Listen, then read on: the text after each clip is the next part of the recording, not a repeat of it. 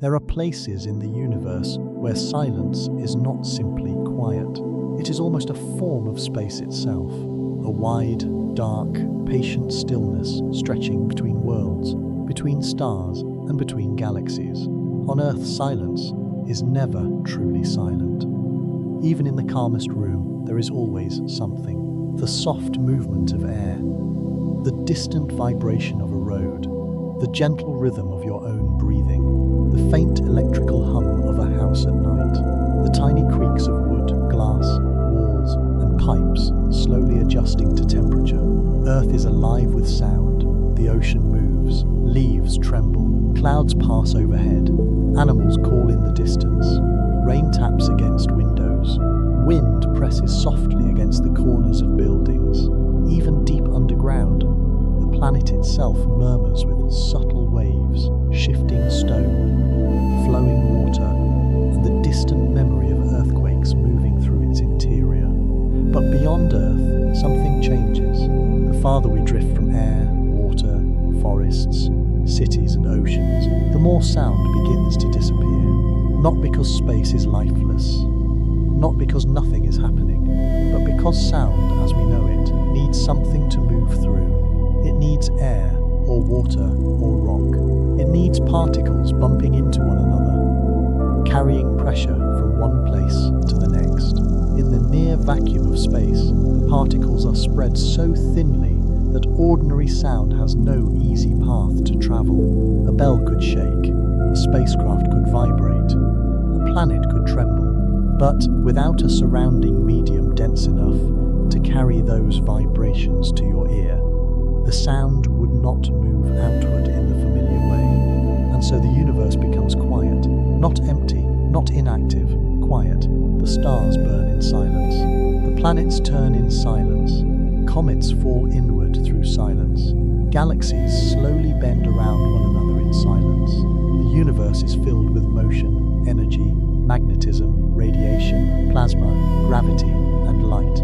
But to human ears, most of it would be almost perfectly still. Tonight, we will gently explore the quietest places in the universe. We will begin close to home, with the calm, shadowed side of the moon. Then we will drift through the spaces between planets, where sunlight spreads thin and faint. We will pass through the outer solar system, where the sun becomes only one bright star among many. We will travel beyond the solar wind into the interstellar medium, where Voyager 1 now moves through a region no human-made object had reached before it. And then, slowly, softly, we will go farther still, into the spaces between stars, into the enormous dark oceans between galaxies, into cosmic voids so large that entire clusters of galaxies seem to gather around their edges like islands around a silent sea. And near the end, we will listen for the quietest sound of all. Not a sound in the air, not a note in space, but the ancient whisper of the early universe, stretched into microwaves, filling the cosmos like a soft afterglow from the beginning of time. So settle in. Let the day grow distant. Let the room around you become still. And imagine that you are not rushing anywhere. You are only drifting, slowly, peacefully, from one quiet place to another. The first quiet place is closer than almost any other world, the moon. It hangs above Earth with a familiar face, pale and soft in the night sky. For all of human history, people have looked up at it and imagined stories there, seas without water, mountains without forests, shadows without wind, a companion world, close enough to shape our tides, yet distant enough to remain beautifully strange. From Earth, the moon may seem serene, but the quietest part of the moon is not the side we see.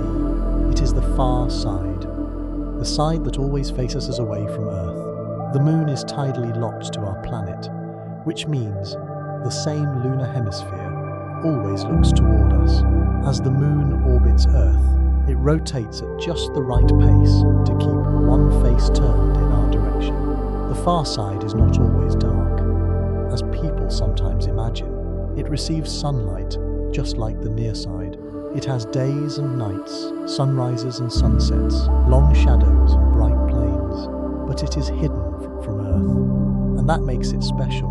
On the near side of the moon, Earth hangs in the sky as a blue and white world. It is bright, it is beautiful, and it is noisy, in a way that is not about ordinary sound.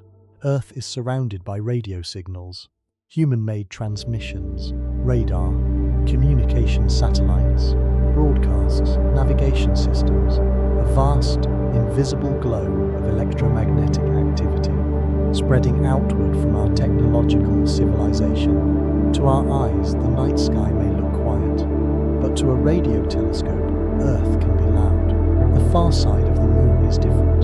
There, the solid body of the moon stands between an observer and the radio noise of Earth. It becomes a natural shield, a great stone wall, nearly 2,200 miles wide, blocking many of the signals coming from home. If you were standing there in a spacesuit, you would not hear silence in the ordinary way, because your suit would carry the sounds of your own life support system, a low circulation of air, the small mechanical sounds of equipment, your breath, your heartbeat, the faint touch of your glove against the suit. But outside the suit, the lunar surface would offer no wind, no birds, no leaves, no water, no distant thunder, no insects, no air to carry your voice away. Dust would rest where it fell. A footprint could remain for an extremely long time. Not because time has stopped, but because there is no rain to wash it smooth, no breeze to soften its edges. The far side of the moon is not absolutely untouched. It has been shaped by impacts, sunlight, radiation, thermal changes, and ancient geology. But compared with Earth, it feels still in a way that is difficult for the human mind to fully imagine. A place where the horizon is close and curved, where the sky is black even in daylight, where the sun rises slowly over a grey landscape, and the shadows are sharp, because there is no atmosphere to scatter the light. And in that strange quiet, scientists see possibility, because the far side of the moon may be one of the best places in the inner solar system to listen to the universe at very low radio frequencies. Not with ears, with instruments. There are kinds of cosmic radio signals that cannot easily be studied from Earth's surface.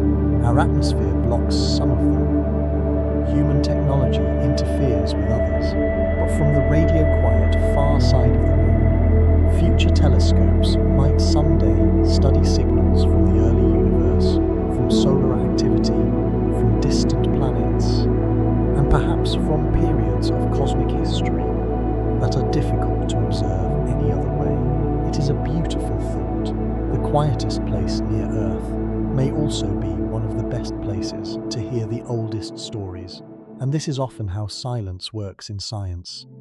Silence is not a lack of meaning. Sometimes silence is what allows meaning to emerge. The far side of the moon reminds us that quiet is not empty. It can be protective, it can be revealing. It can be a kind of shelter for faint signals that would otherwise be lost in the noise. From there, let us drift away. Not quickly, just slowly enough to feel the distance opening.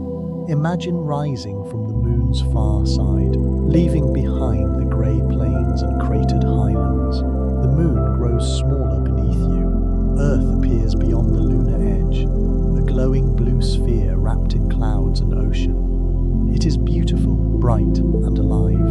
And then, gradually, you leave both worlds behind. You enter the space between Earth and the moon. This region is not empty.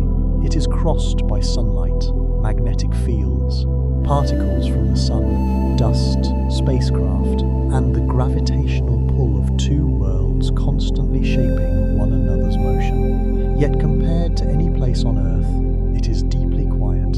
Here, the idea of sound begins to feel unfamiliar. If a rock broke apart nearby, you might see the fragments scatter in sunlight, but you would not hear the crack unless the vibration travelled through something connected to you. If a spacecraft fired its thrusters far away, you might see a faint flash, but there would be no roaring engine sound drifting across the vacuum. The drama of space is visual, gravitational, electromagnetic, but rarely acoustic in the ordinary human sense. Movies often give space a soundtrack because human beings understand sound emotionally. We hear engines, explosions, impact, distance, danger, motion. But real space, as experienced through human ears outside a protected environment, would not behave like that. It would be stranger, more peaceful, more detached from our everyday senses. The universe would not announce itself with noise. It would simply be there, light crossing distance, objects following gravity, dust drifting, plasma flowing, worlds turning. The quiet between Earth and the Moon is the first step into a larger stillness. And yet, even here, you are still very close to home. Radio messages can still cross the gap quickly. Earth still fills the imagination. The Moon still reflects sunlight like an ancient lantern. The pull of both worlds is strong and familiar. To find deeper quiet, we must move outward, beyond the Moon, beyond the region where Earth feels large, into interplanetary space. The space between planets is one of the most misunderstood places in the solar system. It is not a perfect emptiness. It contains atoms, ions, electrons, dust grains, magnetic fields, sunlight, and the solar wind. A continuous stream of charged particles flowing outward from the sun. Tiny particles move through it. Light fills it. Gravity shapes it. But by human standards, it is extremely sparse. The air around you at sea level contains an enormous number of molecules. They are close together, constantly colliding, constantly able to carry sound waves. Interplanetary space contains far fewer particles. They may be racing at high speeds, shaped by solar magnetism and radiation, but they are too spread out to behave like air in a room. Here, silence is not a soft silence, it is a physical silence, a silence made from distance between particles. Between Earth and Mars, for example, a spacecraft might travel for months across an environment where the sun is still bright. Yet, the warmth of home feels far away. There is no sky in the earthly sense. No blue overhead, no weather, no clouds, only the sun, the stars, the spacecraft, and the long geometry of orbit. If you imagine yourself drifting there safely inside a quiet observation capsule, you might hear the gentle systems around you, air circulation, instruments, the soft hum of electronics, perhaps your own heartbeat, slower now, as you settle into the view. But outside, beyond the glass, there is no wind against the hull, no rushing air, no natural roar of speed. A spacecraft can move tens of thousands of miles per hour through space and still feel from inside almost motionless. Without nearby landmarks, speed becomes invisible. You are moving quickly around the sun, but the planets are so far apart that motion feels like stillness. This is one of the calm paradoxes of space. The faster you travel through emptiness, the quieter it can feel. On Earth, speed announces itself. Cars tremble, airplanes roar, trains shake the rails, wind presses against windows. The atmosphere reminds you that you are moving. In space, there may be no such reminder, only a slow change in the position of stars. A planet gradually shrinking behind you, another planet brightening ahead. The silence of interplanetary space is a silence of scale. It teaches patience. Mars does not rush closer. Jupiter does not leap into view. Saturn waits beyond the dark, its rings invisible until your journey has already crossed a vast distance. Out here, time stretches. A day becomes one page in a much longer passage. A month becomes a quiet corridor, and the planets become islands, each separated by oceans of near emptiness. But even interplanetary space has weather of its own. The solar wind moves through it. Magnetic fields ripple. Streams of charged particles flow outward. Coronal mass ejections, when they occur, can travel through the solar system and affect planetary environments. Space is not inert. It is active in ways our ears were never designed to hear. Some spacecraft instruments can measure plasma waves, magnetic fluctuations, and radio emissions. Scientists can translate certain patterns of data into sound-like forms, a process often called sonification. These are not sounds drifting through space, exactly as we hear them in air. They are measurements turned into audio so the human brain can perceive patterns differently. In a way, the universe is quiet to our ears, but not silent to our instruments. It speaks in fields, in particles, in radiation, in gravity, in light. And when we translate those signals carefully, we do not break the silence. We learn how to read it. This is a gentle truth. Space is quiet not because it has nothing to say, but because it speaks in languages older than sound. Let us keep drifting. Beyond Mars, the sun grows a little smaller. Its light is still strong, still golden, still powerful enough to warm worlds and illuminate dust. But the inner solar system begins to fall behind. Earth becomes one bright point among others. The familiar worlds become part of the sky instead of the center of it. Ahead lies the asteroid belt, a region often imagined as crowded, chaotic, and dense with tumbling rocks. But in reality, the asteroid belt is mostly space, vast space. The asteroids are spread across a huge region between Mars and Jupiter. Many are separated by enormous distances. A spacecraft can pass through the asteroid belt without weaving dramatically between boulders. The belt is a population of small worlds, but it is not a stone storm. Its quiet is different from the quiet near Earth. It is a quiet filled with ancient fragments, pieces of early solar system history, rocky bodies that never gathered into a full planet, metal-rich remnants, carbon-rich objects, tiny worlds with craters, ridges, regolith, and long memories of impacts. Here, silence feels old, not merely empty, old. Some asteroids may preserve materials from the early days of the solar system, from before Earth fully became the planet we know. They are like sealed letters from the formation of worlds, carried for billions of years through sunlight and shadow. Imagine passing one at a respectful distance, a dark, irregular shape turning slowly. No atmosphere, no clouds, no ocean, no visible life, only rock, metal, dust and sunlight.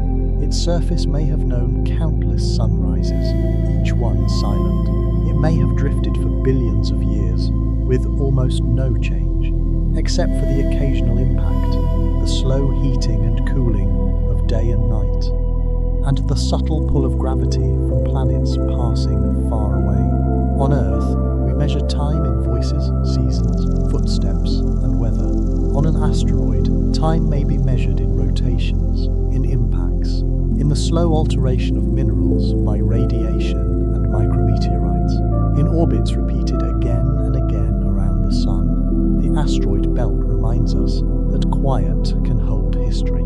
A stone does not need to speak to be full of memory. And beyond that quiet belt waits Jupiter, the largest planet in our solar system. At first, Jupiter seems like the opposite of silence. It is enormous, stormy, radiant in radio waves, surrounded by powerful magnetic fields. Its atmosphere is alive with bands, vortices, lightning, and storms wider than Earth. Its magnetosphere is a vast invisible structure, shaped by charged particles and rapid rotation. Jupiter is not quiet in an electromagnetic sense. It is one of the most energetic environments among the planets. But even Jupiter's storms, seen from space, unfold without the sound we might imagine. The great clouds churn, lightning flashes. The great red spot turns slowly like a colossal eye of weather. Yet from orbit, separated by vacuum, there is no thunder reaching you, no roar, no wind in your ears. the planet's visible motion becomes a silent painting of atmosphere and power. Here, the quiet is not because nothing is happening. It is because the happening is sealed behind distance, vacuum, and scale. Jupiter's moons add their own kind of stillness. Europa, bright and icy, with a surface crossed by cracks and ridges. Scientists believe an ocean may exist beneath its frozen crust.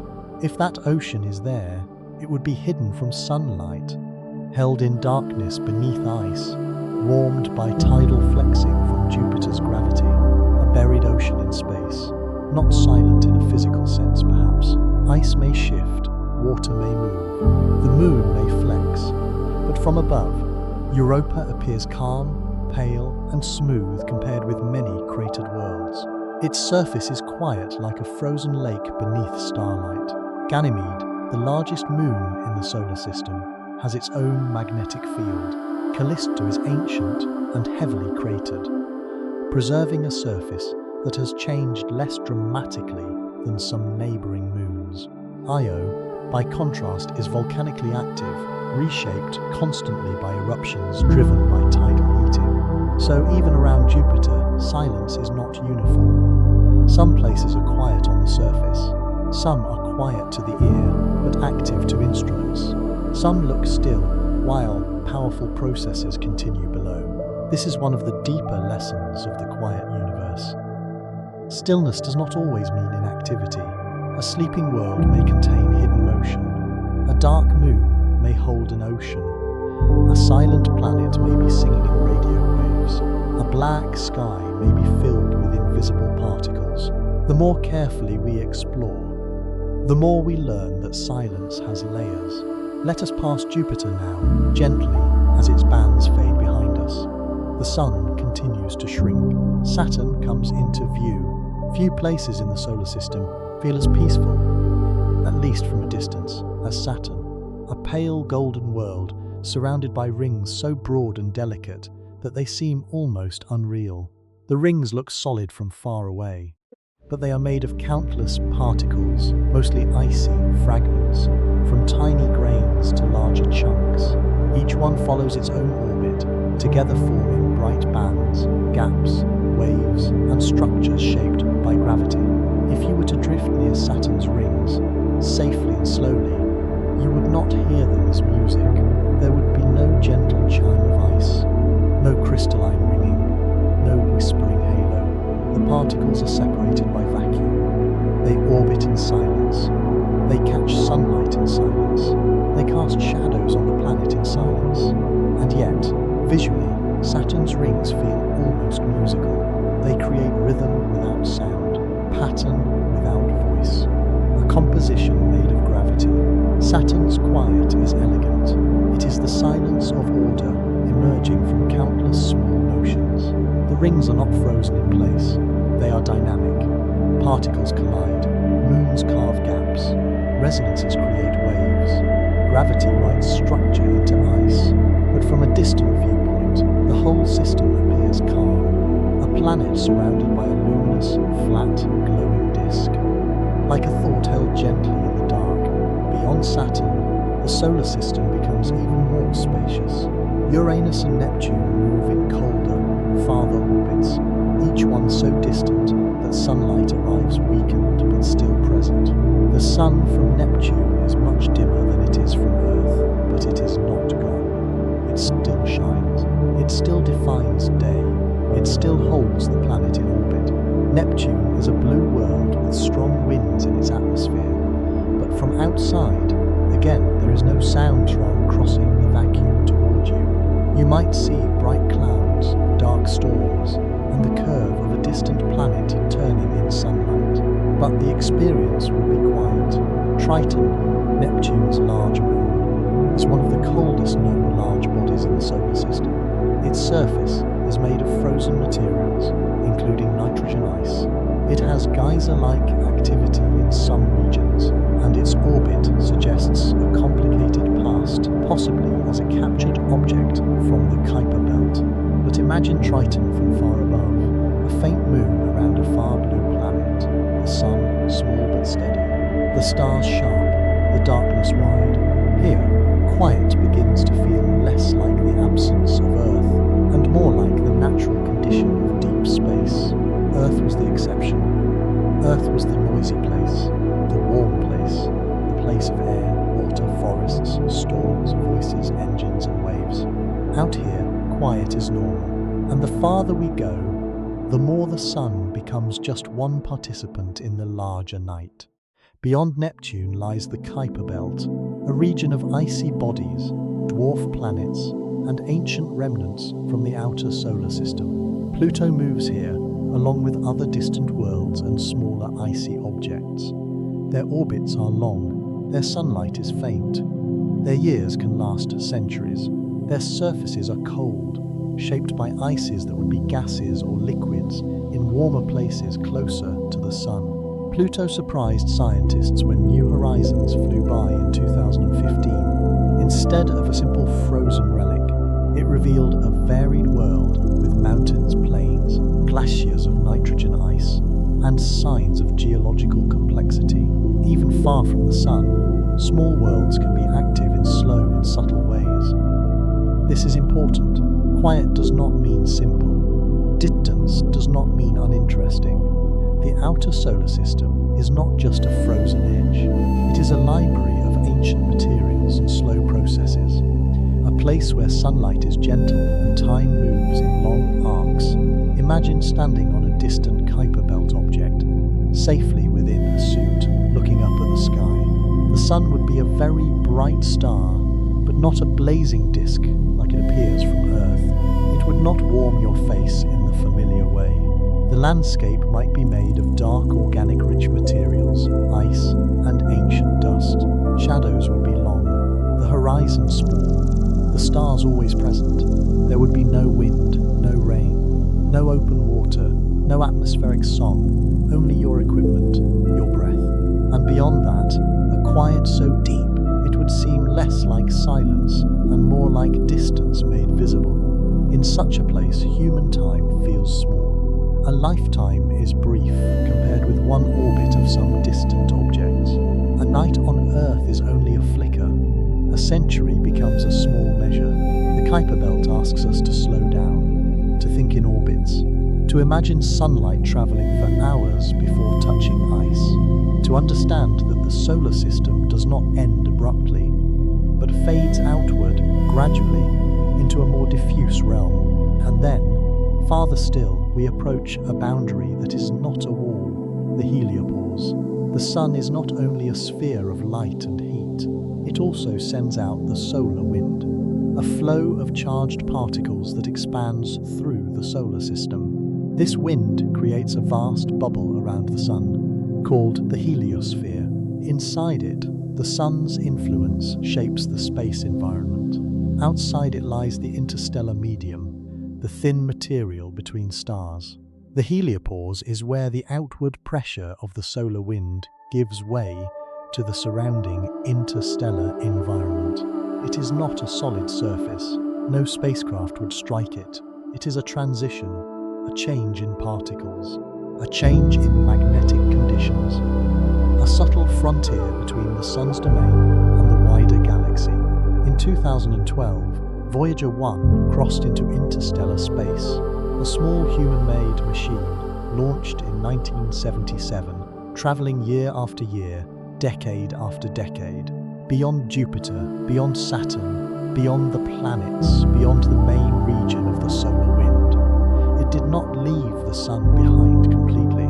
It is still gravitationally bound to the sun in a broad sense, and the distant Oort cloud, if current models are right, lies much farther out. But Voyager 1 entered a region where the plasma environment showed it had crossed beyond the heliosphere. There is something deeply peaceful about that. A spacecraft the size of a small room, moving through darkness, carrying instruments, memories, and a golden record. A quiet messenger. No engine pushing it continuously, no sail glowing in sunlight. Just momentum, trajectory, patience. Voyager 1 is now in one of the quietest human-explored places. Not quiet in the sense of nothingness. It still measures particles, fields, and the environment between stars, but quiet in the sense of distance from the familiar. It is far from planetary weather, far from human voices, far from Earth's atmosphere, oceans and cities. A signal from Earth takes many hours to reach it. A reply takes many hours to come back. Communication becomes a slow conversation across an ocean of space. We often think of silence as immediate, a pause in a room, a moment between words. But with Voyager, silence becomes temporal. A question sent into space, a long wait, a faint answer, a machine still speaking across the dark. And perhaps that is one of the most beautiful kinds of quiet. Not an absence of connection, but a connection stretched across such distance that it becomes gentle.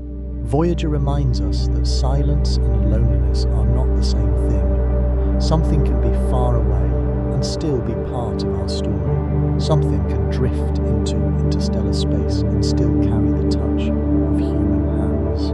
Beyond the heliopause, the stars become the true landscape. The sun is still visible, still bright compared with many stars from that distance, but it is no longer the center of every direction. The galaxy begins to feel larger.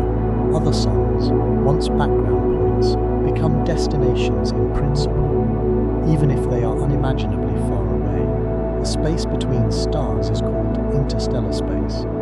It sounds empty, but it is not completely empty. It contains gas and dust, spread very thinly, hydrogen atoms, helium, molecules in some regions, charged particles, magnetic fields, cosmic rays, tiny grains that drift between suns. In some places, the interstellar medium is warmer and more diffuse. In others, it gathers into cold molecular clouds, where stars can eventually form. Interstellar space is quiet to human ears because it is extremely thin. But it is not dead. It is the material from which future stars and planets may someday be made. This is a profound shift. The quiet between stars is not simply leftover emptiness. It is a reservoir, a slow-moving, delicate, enormous medium in which galaxies breathe. Stars are born from it. Stars return material to it. Supernovae enrich it. Winds stir it. Gravity gathers it. Radiation shapes it. And over long spans of time, it becomes the birthplace of new systems. In this way, one of the quietest places in the universe is also one of the most creative. The spaces between stars are not blank pages. They are pages written in faint ink. To see them, we need instruments, telescopes, spectrographs, radio observatories, infrared vision, careful models, patient measurements.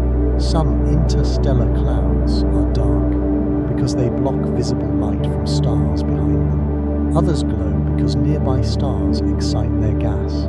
Some are cold nurseries where molecules gather and gravity begins its slow work. Imagine drifting near the edge of a giant molecular cloud. To human eyes, it may appear as a dark river across the stars, a place where the background light is hidden. Inside it, the temperature is low. The density is still far thinner than any air we could breathe. But compared with the surrounding interstellar medium, it is rich. It has structure. It has filaments. It has regions that may collapse over millions of years. In such darkness, sound as we know, it would still not travel like it does on Earth. But gravity would be working quietly. Particles would be gathering. Tiny motions would become larger patterns. Eventually, in some dense pocket, a protostar might form, a future sun, a future source of warmth, a future system where planets may circle. There is something soothing about that. In the quiet between stars, beginnings are hidden. Not every silence is an ending. Some silences are where things begin too slowly for us to hear. The birth of a star is not instant. It is a long transformation. A cold cloud contracts. A dense core forms. Matter falls inward. Temperature rises. A disk may form around the young star. Jets may emerge. Eventually, when conditions are right, fusion begins in the core, and a new star starts shining. From darkness, light. From silence, structure. From a cloud too cold and faint for the eye, new solar systems may someday emerge. The quietest places are not always the simplest.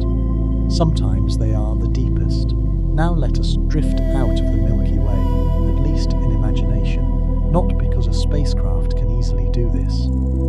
The distances are too vast for our present technology, but the mind can travel where the body cannot. Let the Milky Way begin to appear from outside. A great spiral system, hundreds of billions of stars, dust lanes, glowing nebulae, star clusters, dark matter, and a central region dense with ancient light. From within it, we see the Milky Way as a band across the night sky. From outside, we might imagine it as a luminous island, a galaxy, and between galaxies lies another kind of quiet, intergalactic space. The space between galaxies is even more diffuse than the space between stars. Here, matter becomes extraordinarily thin. A lonely atom may travel a long distance before encountering another. Light from galaxies crosses these regions for millions or billions of years. Gravity still reaches across them, shaping clusters, filaments, and the large-scale structure of the universe. But for human senses, intergalactic space may be the closest thing to pure cosmic stillness. No nearby planets, no local star filling the sky, no familiar constellations as seen from Earth, only distant galaxies scattered across darkness. Some would appear as soft smudges of light, others as faint points. Some would be too dim for the unaided eye. The Milky Way might glow behind you, a vast city of stars receding into the distance. Ahead, another galaxy might float like a pale lantern, millions of light years away. The silence here is almost beyond imagination. It is not the quiet of a room, not the quiet of a forest after snow, not the quiet of a sleeping house. It is the quiet of separation on a cosmic scale, a silence measured in light years. The human mind has difficulty holding such distances. A light year is not a time, but a distance. The distance light travels in 1 year, and light is fast beyond ordinary intuition. It can circle Earth multiple times in a single second, yet even at that speed, crossing the space between galaxies can take millions of years. So when we look at a distant galaxy, we are not seeing it as it is right now. We are seeing old light, a past image, a message that has crossed the quiet for longer than human civilization has existed, longer than our species has existed, sometimes longer than Earth's complex life has walked on land. Intergalactic space is quiet, but it is filled with memory. Every photon traveling through it is a kind of messenger. Each one carries information about where it came from, what emitted it, what it passed through, and how the universe expanded during its journey. This is where silence becomes historical. The farther out we look, the deeper back we see. Space and time become woven together. A silent distance becomes a window into the past. And in that way, the quiet between galaxies is not empty at all. It is full of ancient light, full of delayed arrivals, full of images that left their homes before Earth. Look the way it does now. There is a special softness in thinking about this at night. The stars above you are not just lights, they are arrivals. The galaxies beyond them are not just distant objects. They are memories still reaching us. The universe is quiet because it is vast, and because its stories take time to arrive. Let us go farther, beyond individual galaxies, beyond clusters, into the largest structures we can map. On the biggest scales, galaxies are not scattered randomly. They form a cosmic web, long filaments, clusters, sheets, and vast empty-looking regions called voids. Cosmic voids are among the quietest known places in the universe. They are enormous regions with far fewer galaxies than average, not completely empty, but comparatively sparse. Around them, galaxies gather along filaments and walls, forming a web-like structure across space. The voids are like great dark spaces between the glowing threads. Imagine entering one. The nearest bright galaxies fall behind. The sky becomes less crowded. The distances between major structures grow enormous. There may still be galaxies inside the void, but they are fewer, more isolated, separated by expanses that make even intergalactic space feel almost social by comparison. A cosmic void is not a hole in reality. It is not a tear. It is not nothing. It is part of the natural large-scale structure of the universe, shaped over billions of years by gravity and cosmic expansion. Matter gathered more strongly in some regions, leaving others emptier. Over time, the contrast grew. Dense regions became clusters and filaments. Sparse regions became voids. In a void, quiet becomes architectural. It is built into the structure of the cosmos. You could imagine a galaxy living there, far from the crowded neighborhoods of clusters. Its night sky might look different. With fewer nearby galaxies, the cosmic environment would feel more isolated. The Great Web would still exist, but from inside the void, the nearest walls of galaxies might be unimaginably far away. This kind of quiet is not about the absence of sound alone. It is about the absence of neighbors, a cosmic solitude, and yet, even there, the universe is not empty. There may be dark matter, there may be diffuse gas, there may be faint galaxies. There is still the cosmic microwave background, passing through every direction. There is still gravity, there is still expansion, there is still the fabric of space-time. The void is quiet, but it belongs to the same universe as the brightest galaxy cluster. This is comforting in an unexpected way. Even the emptiest regions are connected. The universe does not abandon its quiet places. They are part of the whole. They shape the web by their absence, just as filaments shape it by their presence. Sometimes, what is missing gives form to what remains. The same is true in music. A pause is not nothing. It gives meaning to the next note. A rest can make a melody breathe. In the cosmic web, voids are the rests, the long, deep pauses between luminous structures. The universe has rhythm, even where it is quiet. And perhaps this is why cosmic voids feel so peaceful to imagine. They are not dramatic in the ordinary sense. They do not flash. They do not roar. They do not demand attention. They simply open. They make room. They reveal scale. They allow us to see that the universe is not packed tightly with light, but woven from both presence and absence, brightness and darkness, clusters and emptiness. Now let us return from the largest quiet spaces to a more subtle kind of silence, the silence inside darkness before stars.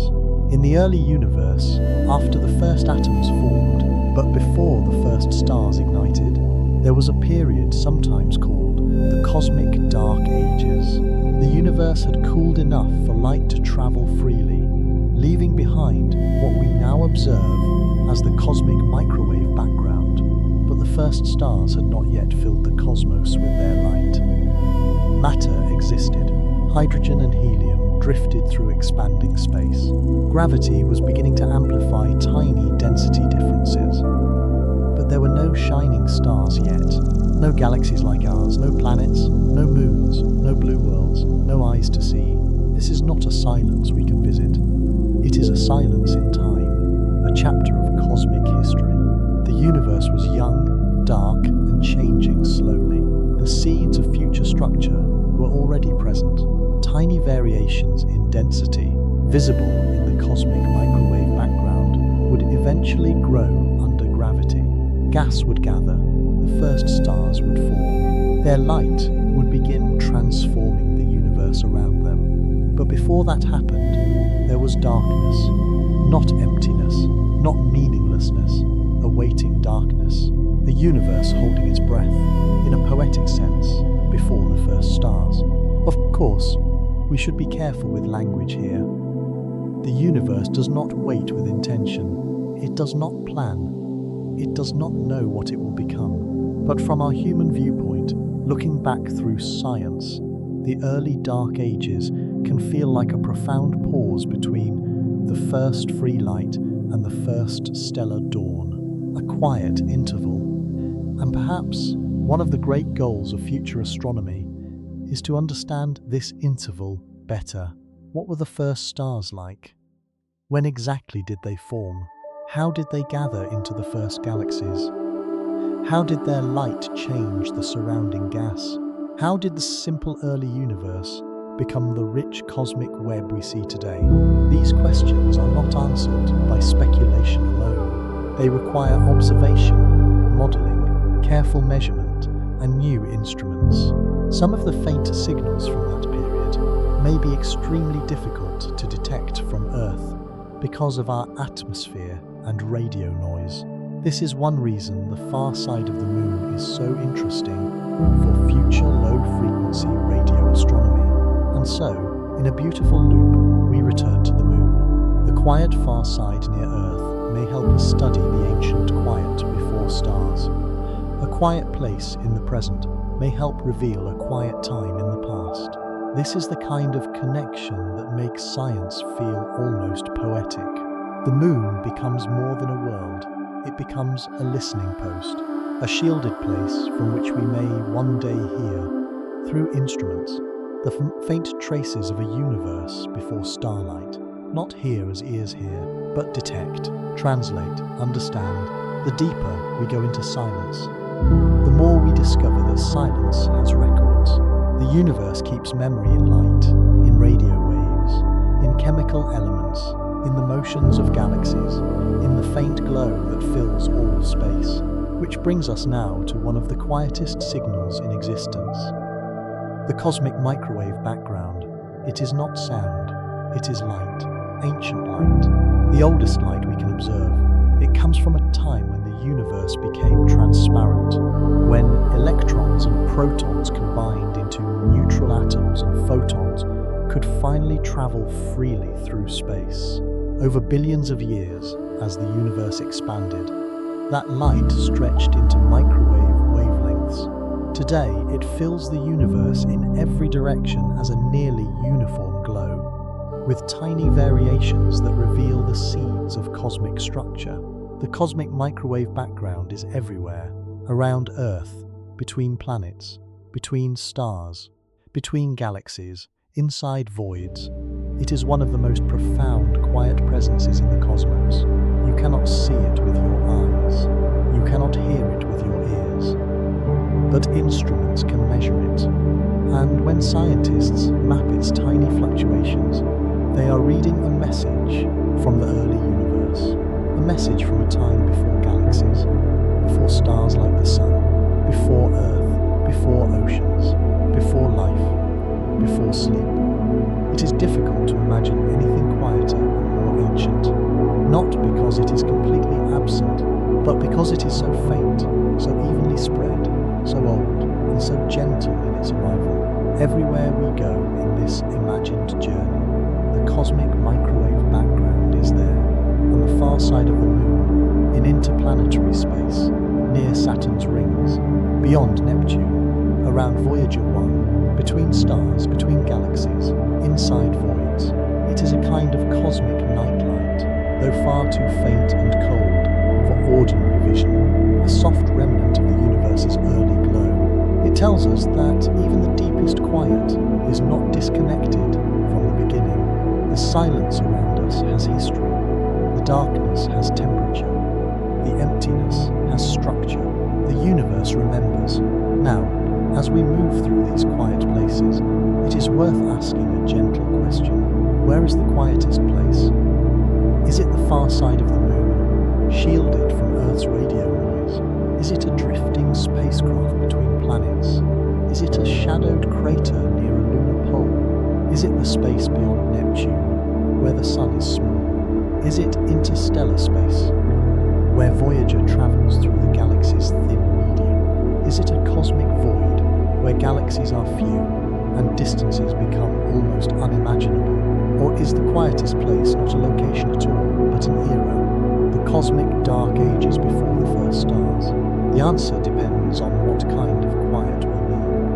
human ears, nearly all open space is quiet because ordinary sound needs a medium. For radio astronomy, the far side of the moon may be exceptionally quiet because Earth's radio chatter is blocked. For cosmic isolation, voids may be among the quietest environments, with fewer galaxies and fewer luminous neighbours. For emotional stillness, perhaps the quietest place is the outer solar system, where sunlight becomes gentle and time seems to slow. Science often gives us more than one answer, because the question itself has layers. And that is not a weakness, it is a doorway. When we ask, where is the universe quiet? We begin by thinking of sound. But soon we are asking about particles, about light, about radio waves, about gravity, about distance, about time, about the difference between emptiness and stillness, about whether a place can be silent and still full of meaning. The universe answers softly. It says quiet is not one thing. There is acoustic quiet, the absence of ordinary sound. There is radio quiet, the absence of human-made or natural electromagnetic interference. There is visual quiet, a sky with few bright objects. There is gravitational quiet, a place far from strong tidal forces or chaotic interactions. There is temporal quiet, a process unfolding over millions or billions of years. And there is emotional quiet, the kind we feel when we imagine ourselves small, safe, and calm beneath a sky too vast to hurry. This last kind of quiet may be the reason we look at space before sleep, not to escape the world completely, but to place the world in a larger frame. A day that felt crowded becomes one small day on one small planet. A worry becomes a brief ripple in a universe of long arcs. A thought becomes lighter when carried into starlight. The quiet places of the universe do not erase our lives. They soften the edges.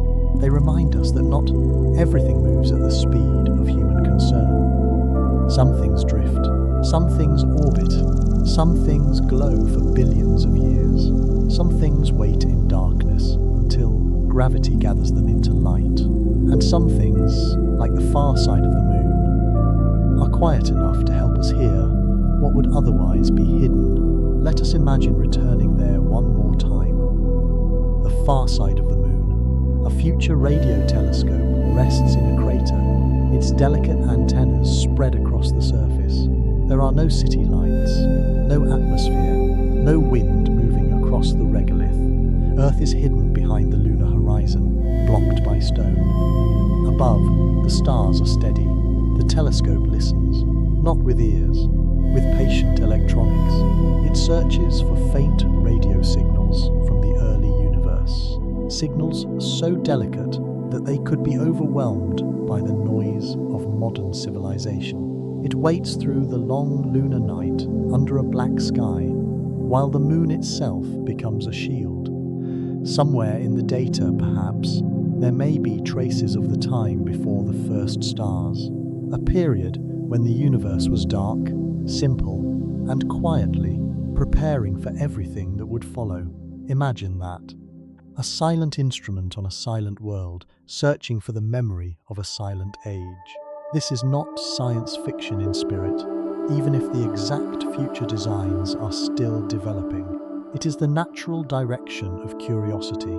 We build instruments in quiet places because the universe's faintest messages require care. We go to mountaintops, to deserts, to deep underground laboratories, to orbit, and someday, perhaps more fully, to the far side of the moon. Because to understand the cosmos, we must sometimes reduce the noise around us. This is true in life as well. To understand something deeply, we often need quiet. Not forever, not perfectly, just enough. Enough to notice what was always there. Enough to hear the small signal beneath the static. Enough to feel that the universe is not rushing us. Now let us drift again. Farther than the moon, farther than planets, farther than the reach of ordinary imagination. We pass the orbit of Mars, the asteroid belt, Jupiter turning silently in striped clouds, Saturn, wearing rings of ice. Uranus and Neptune, distant and blue. Pluto and the Kuiper Belt, the heliopause. Voyager's path, the faint medium between stars. The dark lanes where future stars will form. The glowing arms of the Milky Way, the space beyond the galaxy.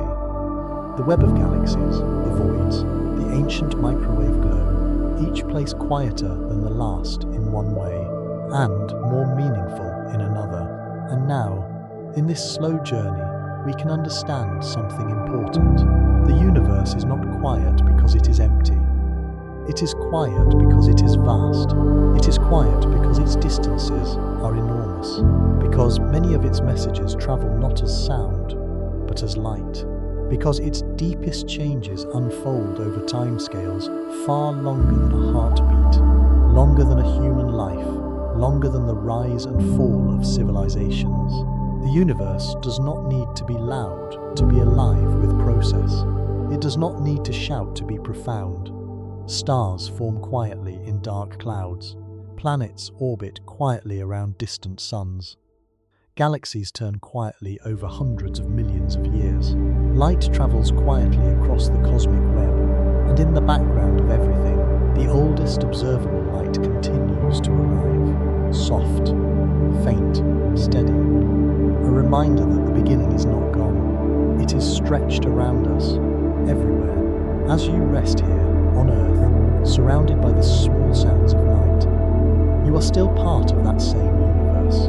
The atoms in your body were made in cosmic processes. The calcium in your bones, the iron in your blood, the carbon in your cells, all connected to stars and stellar history. You are not separate from the quiet places. You are made from the same story.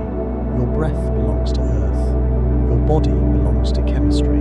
Your thoughts belong to a living brain. And all of it belongs, gently, to the cosmos. So perhaps the quietest place in the universe is not only far away. Perhaps a piece of it can be found here. In the moment when the room grows calm, when your breathing slows, when the noise of the day begins to fade, when you imagine the moon turning silently above you, the planets moving in their patient paths, the stars shining without sound, the galaxies floating in darkness, the cosmic voids opening like deep, peaceful pauses, and beyond them all, the soft ancient glow of the early universe, still present, still travelling, still surrounding everything. Nothing needs to hurry. The moon does not hurry around Earth. Saturn's rings do not hurry in their bright orbits. Voyager does not hurry through interstellar space, though it moves faster than anything you have ever touched. The cosmic microwave background does not hurry to be understood. The universe allows time, and tonight you can allow it to. Let the quiet places remain quiet. Let the far side of the moon rest under its black sky. Let the rings of Saturn circle in silence. Let the icy worlds beyond Neptune keep their long, cold years. Let the spaces between stars hold their future suns. Let the galaxies drift along the cosmic web. Let the voids stay open, vast and calm. And let Earth turn slowly beneath you, carrying you through the night. You do not have to hear the universe for it to be near. You do not have to understand every mystery for it to bring peace. Some things can simply be known gently. The stars are there, the moon is there, the silence is there, and you are here, resting inside a small blue world, under an ancient sky, part of a universe that is wider, quieter, and more patient than any single thought. So breathe softly, let the day loosen, let your mind drift outward, past the noise, past the rush, past the bright little concerns of the surface, out to the moon, out to the planets, out to the dark between stars, out to the peaceful spaces between galaxies, and finally into the great quiet that holds everything. A quiet not empty, a quiet not lonely, a quiet filled with distance, memory, light and time. The universe is still turning, the stars are still shining, the oldest light is still arriving. And for now, there is nothing you need to do. Only rest, only drift, only listen, in the softest possible way, to the silence of the cosmos.